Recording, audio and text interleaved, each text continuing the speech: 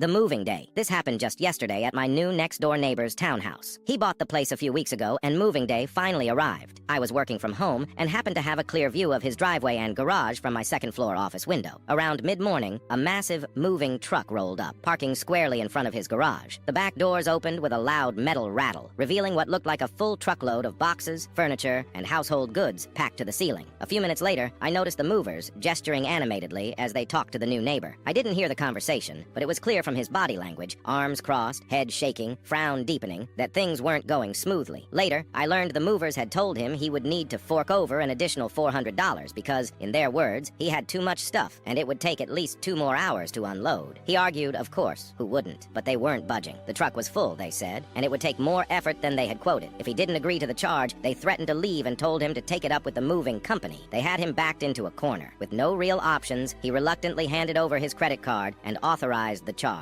Once that was settled, the movers told him it would be easier to bring everything in through the garage, as the front door had a steep flight of stairs that would slow everything down. There was a car in the garage, and they asked him to move it so they could begin unloading. Without saying much, he pulled the car out, letting the truck back right up to the garage for easy access. From there, everything went smoothly. I watched as furniture, boxes, and plastic-wrapped mystery items were carried into the house. The job didn't even take the 2 extra hours they had claimed. It took about an hour, maybe a bit more. Once they were done, the truck was loaded with nothing but air, and the crew started packing up their dollies and straps, getting ready to drive off. That's when the real fun started. The movers turned to the new neighbor and asked him politely to move his car, which he had parked behind the truck after unloading, blocking them in. He smiled and told them that his wife had the car keys and had gone out shopping. He explained that when they said they'd need 2 more hours, she figured she had time to run errands. She'd be back soon. The movers weren't amused. They started pushing back, asking if there was any way to move the car, saying they had another job lined up and needed to be on the road. He shrugged. He wasn't rude, just calm and unbothered. He told them that he had paid for 2 extra hours, and since they insisted on charging him for that time, well, he figured he might as well get his money's worth. After all, they said it would take 2 hours. Wasn't his fault they were faster. The crew stood around awkwardly, clearly frustrated but unable to argue. They pulled out their phones, sat on the truck's edge, and waited. I saw one of them try calling their office. Another paced around, muttering under his breath. But the neighbor? He stayed inside, cool as a cucumber. Exactly 2 hours later, the front door opened. His wife strolled out, keys in hand, and moved the car without a word. The movers jumped into the truck and took off, clearly fuming.